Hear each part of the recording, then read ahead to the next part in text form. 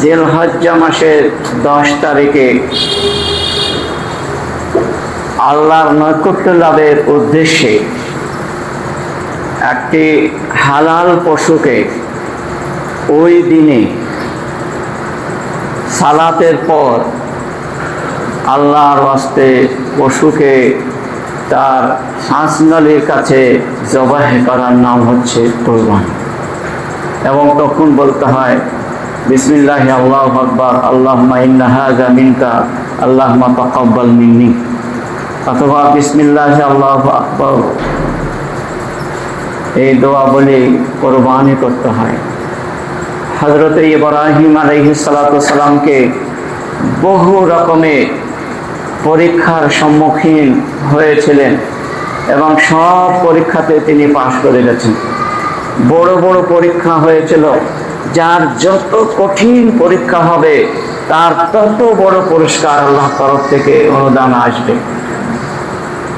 সেজন্য পরীক্ষার যে জায়গা, পৃথিবীটা হচ্ছে পার্থিব জায়গাটাই হচ্ছে পরীক্ষাগার। এখানে প্রতিটা মানুষের, নর চার নারীর সবারই পরীক্ষা চলছে। এই 60-70 বছরটাই পরীক্ষা, পুরো সময়টাই পরীক্ষা নিরীক্ষার মধ্যে চলছে। আমাদের পার্থিব জীবনে দুনিয়ার দিক দিয়ে যে সমস্ত শিক্ষা দীক্ষা করা হয় তাতে সাময়িক পরীক্ষা থাকে, 1 ঘন্টা 2 ঘন্টা 4 ঘন্টা, এরকম পরীক্ষা এর বেশি থাকে না। কিন্তু আল্লাহ রাব্বুল আলামিনের পরীক্ষা 60 থেকে 70 বছর মধ্যে, এই যে 60, 70, 80 বছর শুরু থেকে নিয়ে সাবালক আর সাবালিকা থেকে নিয়ে শুরু করে তার শেষ নিঃশ্বাস পর্যন্ত যতদিন এক জগতে থাকবে ততদিন তার সময়ে, তার মিনিটে মিনিটে পরীক্ষা, প্রতিটা সেকেন্ডে পরীক্ষা চলছে। 1 সেকেন্ডের মূল্য পৃথিবীর মানুষ দিতে জানে না, মূল্য যে কতটা আছে আল্লাহ রাব্বুল আলামিন তিনি জানেন।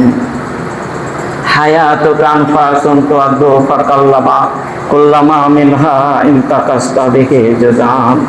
মানুষের জীবনটি হলো কয়েকটি শ্বাস এবং প্রশ্বাসের নাম। আমরা যে অক্সিজেন গ্রহণ করি, কার্বন ডাই অক্সাইড আমরা পরিত্যাগ করি, এর মিনিটে 72 বার যে যাতায়াত চলছে, আমাদের পালসে যে যাতায়াত চলছে, এটা যখন বন্ধ হয়ে যাবে, এটাকে যখন আল্লাহর হিসাবে রেখে দেবেন তখন তার মৃত্যু ঘোষণা হয়ে যায়। তখন আর কিছু, এটার এত শক্তি আছে, এই এতটুকুন জিনিস কিন্তু শক্তি এত আছে যে মানব দেহের মধ্যে থাকলেই শক্তি পাবে, হাঁটাচলা করতে পারবে, আর না থাকলে কেড়ে নিলে, কবজ করে নিলে সে আর শক্তি থাকে না, একদম অকেজ হয়ে যায়। তো মানুষের জীবনটি হচ্ছে কয়েকটি শ্বাসের এবং প্রশ্বাসের নাম।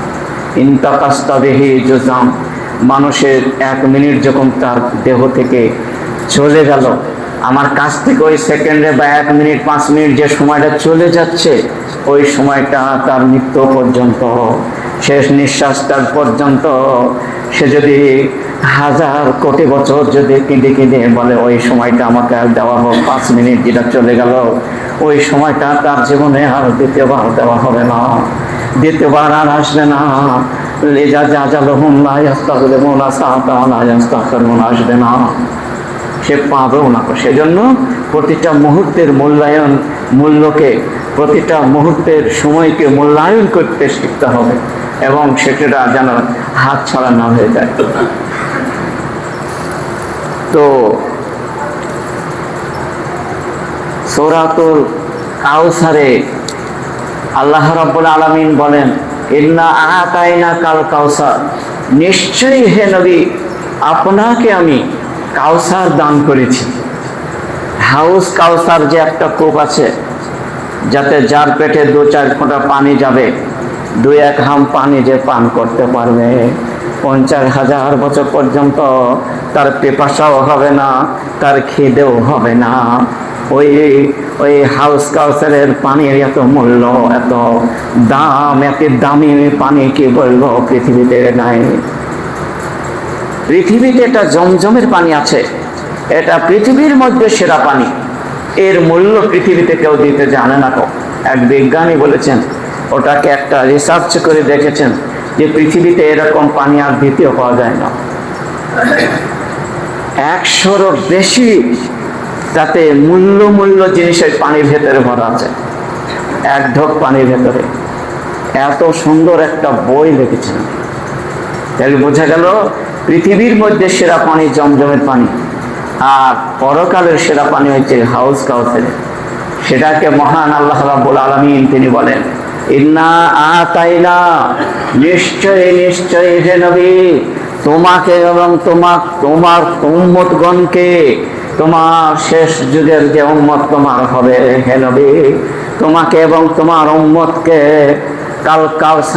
কাউসারের পানি আমি পান করাবো এবং দেব। আর একটা অর্থ হলো এই উম্মতের জন্য আমি প্রচুর অফার দিয়েছি, প্রচুর জিনিস আমি এদেরকে দান করব।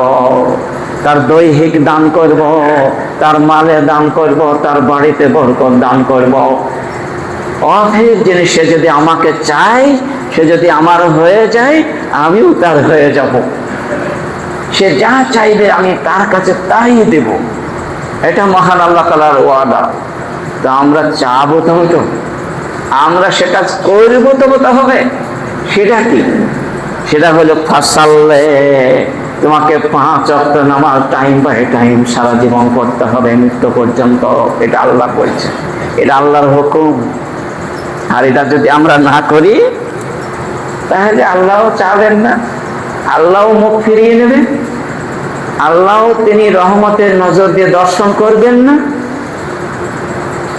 আর এটা যদি আমরা আল্লাহ যেটা করতে বলছেন এটা যদি সাধুবাদ দিই, এটাকে যদি আমরা স্বাগতম জানি, আমরা আমাদের যতই কষ্ট হোক, যতই অসুস্থ হোক, আর যতই কাজের বাহানা হোক না কেন, পৃথিবীতে যত আমাদের রিজার্ভ যত কাজমের কাজ ভিড় হোক না কেন, তবু নামাজ আমি কাজা হতে দেব না, তবু নামাজ আমি ছাড়ব না। এই যদি আমার ওয়াদা করে, এই যদি আমাকে দেয়, তাহলে আমি কাউসারের পানি কবর থেকে ওঠার পরে দান করব। কবর থেকে ওঠার পরে হাউস কাউসারের পানি যদি দান করা হয়, 50,000 বছর খিদে আর পিপাসা হবে না। সে পানির কতটা মূল্য! ওই পানি যদি আপনি পান করতে চান, ওই পানি যদি আপনি আশাবাদী হন, তাহলে আপনাকে কি করতে হবে? জীবনে এক ওয়াক্তে নামাজ কাজা হবে না, নামাজ পড়া হবে না তা তো দূরের কথা, ছাড়া হবে না তো দূরের কথা, নামাজ যেন এক ওয়াক্তে কাজা না হয়। কাজা কি করে হয়? ইমার্জেন্সি কাজা করে নেন, সে কাজা আল্লাহর কাছে ধরবে না, আল্লাহ ওটা ধরবেই না। সেজন্য সালাত হচ্ছে 1 নম্বরে। ফাসাল্লি, হে নবী, আল্লাহ তাআলা বলছেন তুমি বলে দাও হে নবী, তারা যেন 5 ওয়াক্ত নামাজ ফরজ করে নেয়। ভাত খাবো না আজকে যতক্ষণ নামাজ না পড়বো, এরকম ফরজ করে নেয়। যতক্ষণ পর্যন্ত আমি নামাজ না হবে ততক্ষণ পর্যন্ত শয়ন করব না, ততক্ষণ পর্যন্ত ঘুমাবো না, ততক্ষণ পর্যন্ত রাস্তায় হাঁটবো না, ততক্ষণ পর্যন্ত বাজারে যাব না, ততক্ষণ পর্যন্ত দুনিয়ার কোনো কাজ করব না। এইরকম কসম করে নেয়, এইরকম ওয়াদায় আবদ্ধ হয়ে যায়, এইরকম মন মানসিকতা হয়ে যায়। আল্লাহ বলছেন আমি তাদেরকে হাউস কাউসার দেবই দেব। ফাসাল্লি, আমার জন্য নামাজ পড়ো, এটা ফরজ। আর এই নামাজ কিন্তু মানুষে ছেড়ে দেয়। আশ্চর্য ব্যাপার, সপ্তাহে নামাজ, ঈদের নামাজ, এরকম বহু মানুষ আছে, তাদেরকে তো মুশরিক বলা হয়েছে হাদিসে, মুসলিম বলা হয় নাই। কত হাদিস আছে বিষয়ে। নামাজ এমন একটা জিনিস, মহান আল্লাহ তাআলা নিজেই বলেন যে হে নবী তুমি নামাজের জন্য তাকিদ করো, অমর আহলাকা বিসসালাহ, নামাজের জন্য নিজের ফ্যামিলিকে প্রতিদিন একবার করে বলো। সালাতটা কি? সালাত এমন একটা ব্যতিক্রম ইবাদত, এমন একটা অভিন্ন ইবাদত, এমন একটা আল্লাহর দাসত্ব, আল্লাহর এমন একটা ইবাদতকে দাসত্ব করতে হবে, আমরা দাস। আর আমাদের জন্য মহান আল্লাহ তাআলা অনিবার্য করে দিয়েছেন, ফরজ করে দিয়েছেন নামাজকে। কোনো সময় ছুটি নাই, কোনো আপোষই নাই, এর কোনো মিউচুয়ালি নাই যে এই কাজটা করে সেবার পড়বো, এরকম হবেই না। ইন্না সালাতা কানাত আলাল মুমিনিনা কিতাবাম মাওকুতা, নিশ্চয়ই মুসলমানদের জন্য নামাজকে সময় মতো টাইম মতো ধার্য করা হইয়াছে। অন টাইমে নামাজ হবে না, আমি টাইম দিয়ে দিয়েছি, সেই টাইম বাই টাইম যদি কাজ করে, আপোষ না করে কোনো কাজের সঙ্গে, আপোষ না করে কোনো বান্দার সঙ্গে, আপোষ না করে কোনো সৃষ্টিজীবীর কাছে, তাহলে আমি তাকে দেবই দেব। আরও তো ইবাদত আছে যেমন ফরজ, যেমন তাওহীদ, কালেমা, যাকাত, সিয়াম, হজ, এগুলোও ফরজ। আর সালাতও ফরজ, 5টাই ফরজ। কিন্তু 5টার মূল হচ্ছে সালাত যদি থাকে তাহলে ও 4টি ধরা পড়বে, যা ইবাদত করা হচ্ছে সব আমলনামায় জমা হয়ে যাবে। আর যদি সালাত না থাকে একটাও জমা হবে না, সব ফেলে দেওয়া হবে। ওয়াকাদিমনা ইলা মা আমিলু বিহি ফাজআলনাহু হাওয়াম মানসুরা, সব হাওয়ায় উড়িয়ে দেওয়া হবে, একটা নেকি থাকবে না। সব সারা কোরবানি দিয়েছে খুব মেলা টাকা দিয়ে, নেকি না একটাও। কেন? তুমি নামাজ পড়ো না, যে 5 ওয়াক্ত নামাজ পড়ে, তোমার আবার কোরবানি কিসের? কোরবানিটা জায়েজই লাগবে, কোরবানিটা সুন্নত আর নামাজ তো ফরজ। এটা তো আল্লাহ তাআলা অবধারিত করে দিয়েছেন, আগে নামাজ পড়ো তারপরে কোরবানি। নামাজ পড়ো না যদি কোরবানির কাছে যে মান ওয়াজাদা সাতান, যে ব্যক্তি কোরবানির সক্ষম পেল, আর ফালা ইউজাহি, কোরবানি করতে ফালা মুসাল্লান ফালা ইয়াকরাবান্না মুসাল্লানা, তারা যেন আমার ঈদগাহে পড়তে না যায়, ঈদগাহে না যায়। যারা 5 ওয়াক্ত নামাজ পড়ে না বারাণসী, তারা যেন ঈদগাহের নিকটে যেন না হয়। তারা কোরবানি দেবে অথচ নামাজ পড়বে না, এরা যেন কখনো আমার ঈদগাহে যেন না যায়। মহানবী বলে যে ঈদগাহে যেতে পাবে না, 5 ওয়াক্ত পড়বে তারাই কেবল ঈদগাহে যাবে, তারাই কেবল কোরবানি দেবে। কোরবানি কাছে যাবেন এরা, সুন্নতের কাছে কেন টানাটানি করি? ফরজকে বাদ দিই, ফরজকে নিয়ে টানাটানি করো। ফরজ যখন পূর্ণাঙ্গ হয়ে যাবে তখন সুন্নতের কাছে এসো। এটা মহান আল্লাহ তাআলা নিজে মহানবী বলেছেন, সুন্নতের কাছে।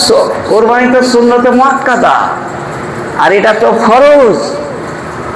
কোরবানি যদি 1 বছর নাও করো তাও কোনো গুনাহ নাই, কিন্তু নামাজে 1 ওয়াক্ত যদি ছাড়ে হয়ে যায়, সেটা ধরা পড়ে যাবে, কাবিরা গুনার মধ্যে গণ্য হয়ে যাবে।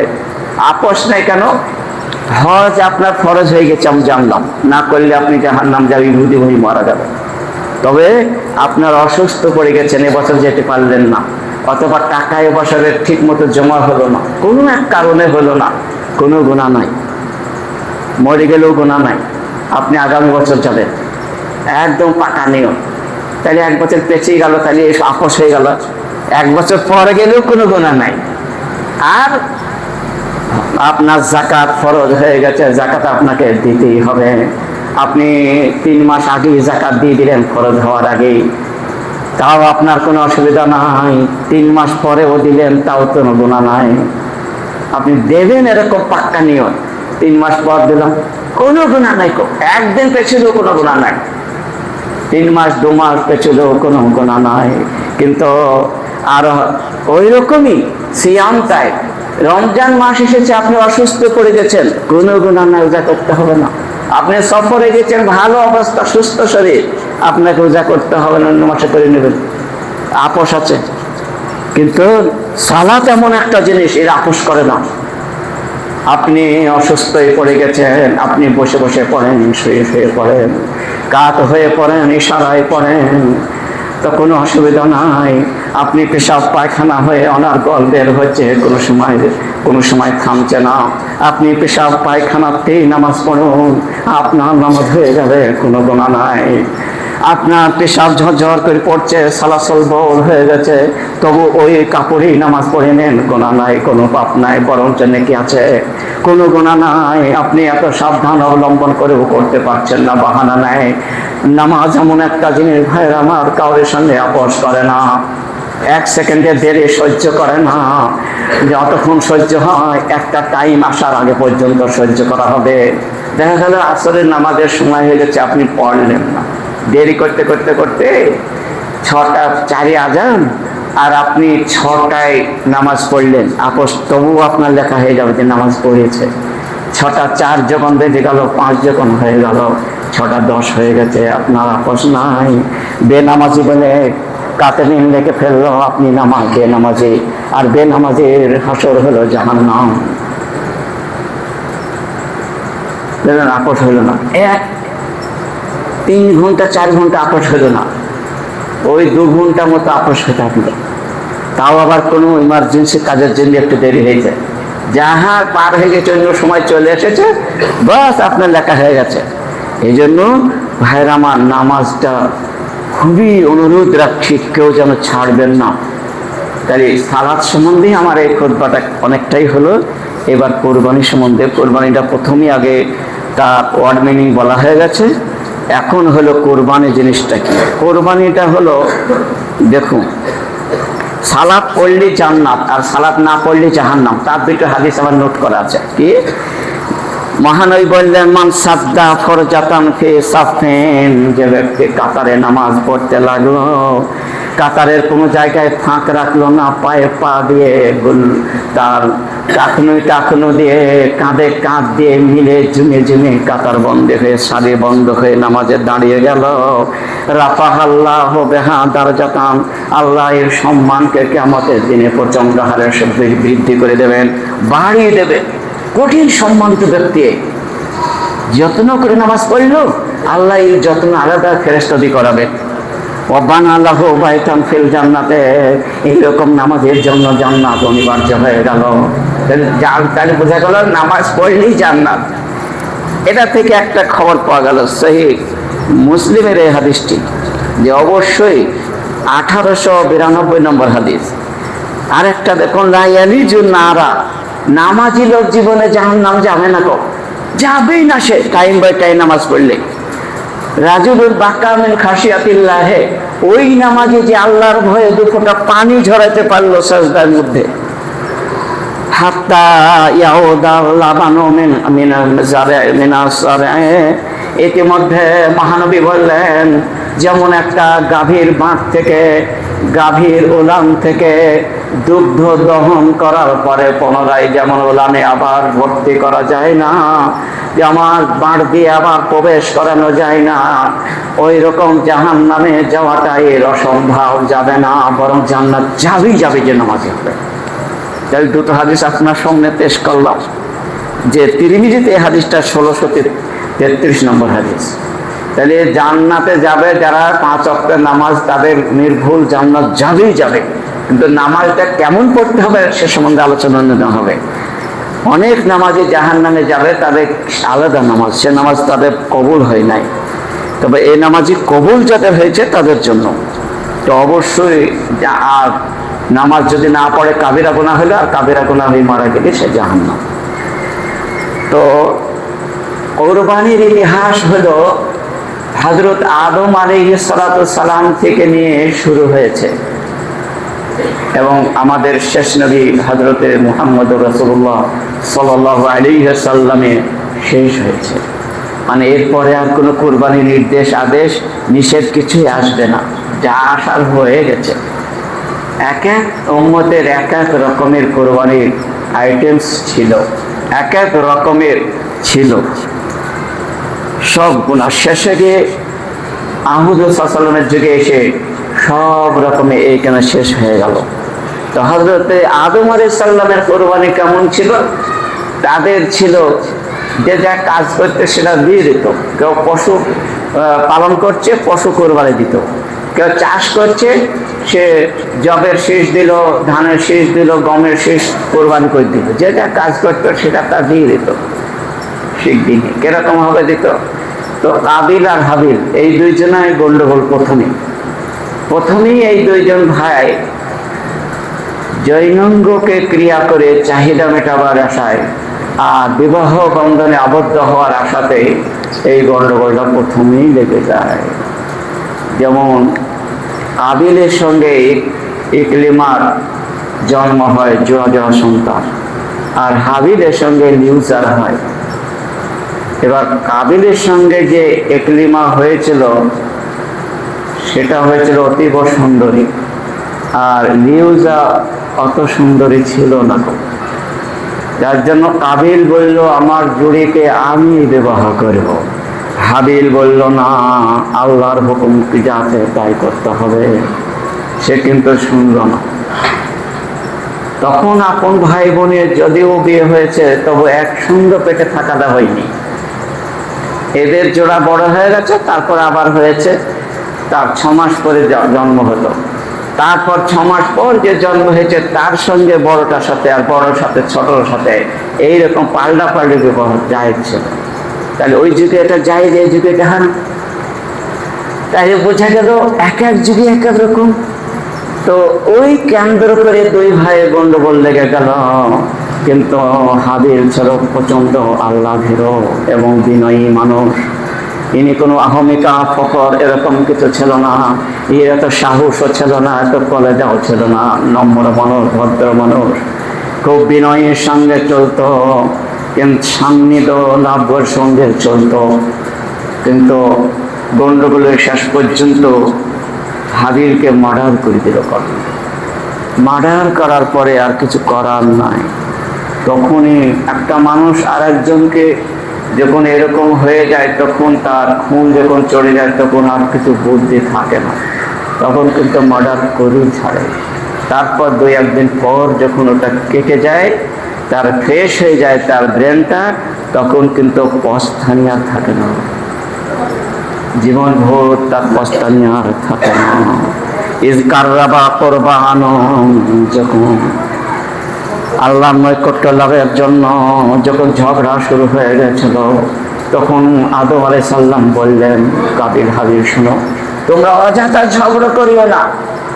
একটা কথা বলছে তোমরা শুনো, তুমি 2 ভাই 2 জনা কোরবানি দাও, দেখি কার কবুল হয় আর কার হয় না, তারপরে বিচার হয়ে যাবে। তো হাবিল বললে, হ্যাঁ জি বলুন কি করতে হবে। ওই তো তুমি চাইলে যা করো সেটা করে দাও। একজন করলো, পশু দিয়ে আসলো মাঠে, পশু একটা পাহাড়ে, ছোট্ট একটা পাহাড়ে পশুটাকে জবাই করে চলে আসলো। আর ও কিছু জব আর গমের শীষ নিয়ে গিয়ে সেই পাহাড়ের অন্য ধারে রেখে দিয়ে চলে আসলো। এবার কি হয়, আল্লাহর তরফ থেকে ফেরেশতা এসে ওগুলাকে পুড়িয়ে ভস্ম করে ছাই হয়ে যায়। যেটা ছাই হয়ে যায় সেটা জানতে হবে কবুল হয়ে গেছে, আর যেটা হবে না, অক্ষত থাকবে সেরকমই, সেটা কবুল হয় নাই। তো তাই দেখা হলো যে কাবিলের কবুল হলো না, ওই রকমই থেকে গেল, আর হাবিলের কবুল হয়ে গেল, ছাই হয়ে গেল পুড়ে। এবার তা বুঝতেই পারলো যে এ কিন্তু, তখন আরো হিংসা বেড়ে গেল, এই হিংসা আরো বৃদ্ধি পেল।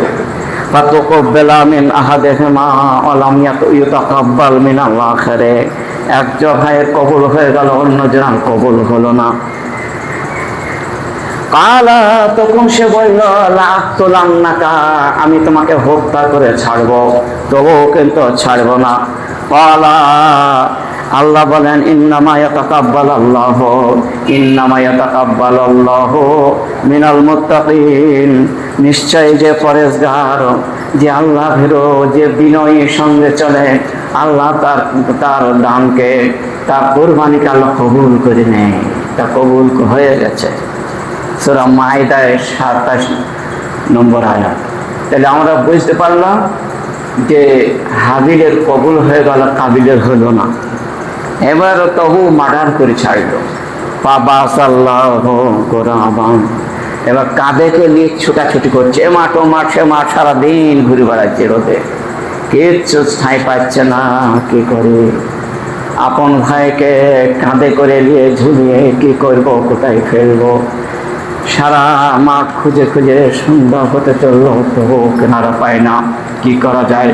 এত হয়রানি, এত পেরেশানি, এত টেনশনে পড়ে গেল। হায় হায় হায় হায় করতে লাগলো, কি কাজ করলাম, কেন বা করলাম? আল্লাহ কি করলেন? বাস আল্লাহ গোরাবান, আল্লাহ রব্বুল আলামিন দুটো কাককে পাঠিয়ে দিলেন, তোমরা ওর কাছে চলে যাও যেখানে ছোটাছুটি করছে। ওর সামনে গিয়ে দুইজনে মারামারি করে একজনকে হত্যা করে দিল।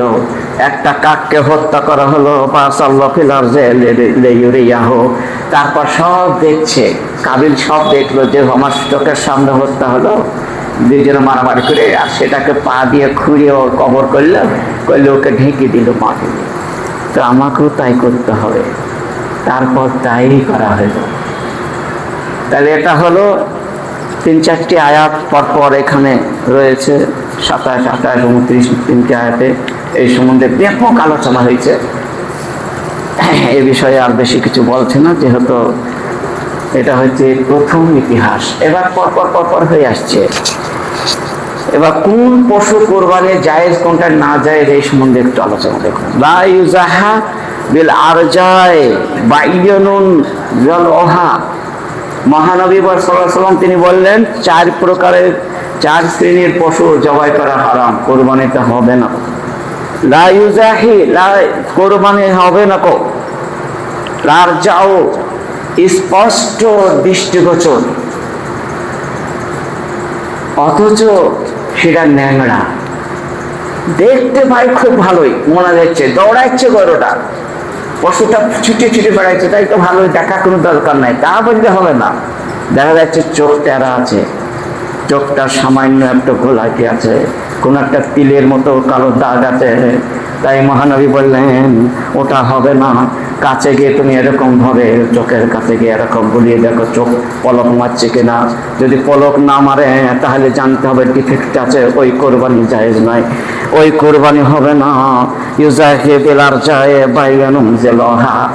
আর 2 নম্বর আলাল আরজায় বাইয়ানুম আওরহা, যেটা দেখা যাচ্ছে এটা কানা আছে, খোঁড়া আছে, 1-3 পায়ে হাঁটছে, একটা পায়ে চলছে না, ও কোরবানি হবে না, ওটাকে দেওয়া যাবে না, ওটাকে থেকে দূরে থাকতে হবে। ওয়ালা বিল মারিজাতে বাইনে বাইয়ানুন মারজুহা, এমন অসুস্থ হয়ে গেছে অথবা এমন ভাবে চলছে মনে হচ্ছে বাড়ি পর্যন্ত পৌঁছাতে পারবে না, এরকম অসুস্থ পশুকে কোরবানি করা জায়েজ নাই। ওয়ালা বিল আজফায়ে আল্লাতি লা তুনফা তুনফা, এমন দুর্বল হয়ে গেছে আর এমন হয়ে গেছে তার হাড্ডি বেরিয়ে গেছে, গোস্ত খুঁজে পাওয়া যাচ্ছে না, মাংস নেই, এরকম কোরবানি করাটা বৈধ নয়। তিরমিজির এই হাদিসটা 1497 নম্বর হাদিস।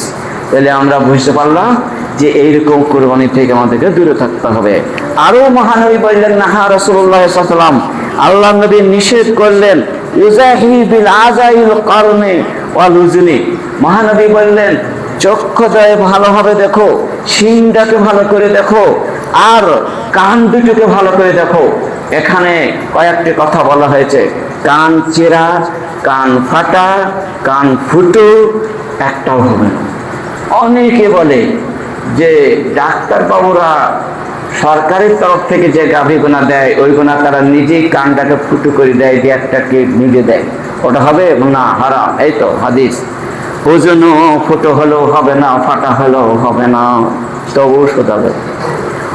অমির না রাসূলুল্লাহ নাহা, নিষেধ করলেন, খবরদার এইরকম কান ফাটা, কান ফুটো, এইরকম শিং ভাঙা, শিং ছোট একটা বড় শিং একটা দেখে অকেজো লাগছে, এরকম শিং গোলাও হবে না। আমার আনা রাসূলুল্লাহ সাল্লাল্লাহু আলাইহি ওয়াসাল্লাম, মহানবী বলছেন, আমার বললেন কান আর চোখ দুটোকে বারবার দেখবা। আল্লাহ নজাহিয়া, খবরদার কয়জন কোরবানি যেন দিও না। আওরা টেরা হাঁটছে, শীত টানা, একটা শীত বেড়ি টানছে, ভালো হাঁটতে পারছে না, এরকম দিও না। ওলা মুকাবালাতিন ওলা মুদাবারাতিন, সামনের অগ্রভাগের কানটাকে সামান্য ছোলার দানার সমান কাটা আছে, ওটা দিও না। ওলা মুদাবারাতিন, পিছনের দিকে দেখা যাচ্ছে কালো একটি দাগ খুলে দেখা যাচ্ছে, সেটা গত সপ্তাহে এরকম একটা হয়েছিল যে হ্যাঁ, কানের শেষ ভাগে একটা ছোট্ট যেন ব্যাপারীরা মিলিয়ে দিয়েছে, যে সেইটুকুন ও দেখেনি, কেউ বাড়ি নিয়ে এসেছে, তারপর দেখছে 29,000 টাকা দাম, যে ভালো গরু, যে সেটাকে খুলে দেখছে কাটা আছে, সেটা বাঁধা আছে একটা চামড়া দিয়ে, কালো জানো। তো এটাই দেখো হাদিসটা 40 সিটের লিখি লাম মুদাবিরাতুন, এইরকম গোনাকে কোরবানি দিও না। ওটাকে গত সপ্তাহে জবাই হয়ে গেছে, ওটা আমাকে শুধিয়েছিল হবে না, দিয়ে জবাই করে দিয়ে ভাগে জবাই হয়ে গেছে 29 জনে। ওয়ালা সারকা ওয়ালা খারকা, কান ফাটা হবে না, ফুটো হবে না। আবু দাউদের হাদিসটি 2804 নম্বর হাদিস। তাহলে সব জানা গেল। অবশ্যই এদিকে লক্ষ্য রাখতে হবে যে আমরা এই কোনো দেখব এইবার ভাগে কি হবে। জাবেরের নাতামাদ্দ পিয়াহাদি রাসূলুল্লাহ, হযরত জাবির বিন আব্দুল্লাহ বলছেন, আমরা মহানবীর যুগে কোরবানি দেওয়ার উপকৃত হতাম, সব রকম লোককে, গরিব গৃহস্থ সবাই দিতাম। কিরকম? নাজবাহুল বাকারাতান সাবাতিন, একটা গাভীতে আমরা 7 জন ভাগ করে 7 জনের তরফ থেকে আমরা কোরবানি দিয়েছি। ওয়াল জাজুরা আন সাবাতিন, একটা উটেও 7 জন ভাগ করে আমরা কোরবানি দিয়েছি। ওয়ান সাবাতিন, আর 7 জনাকেও দিয়েছে। আর নাস্তা রেখে সবাই শরীক হয়েছে, একটা গরুতে 7 জনকে সুন্দরভাবে দিয়েছে, কোনো অসুবিধা হয় নাই। সহিহ মুসলিমের 1318 নম্বর হাদিস। আর ইবনে আব্বাস থেকে একটা হাদিস বর্ণিত, রাসূল সাল্লাল্লাহু আলাইহি ওয়াসাল্লাম তিনি বলেছেন, ফিল বাকারাতে সাবাতুন, গাভীতে 7 জন তরফ থেকে, 7 জনের তরফ থেকে কোরবানি হবে।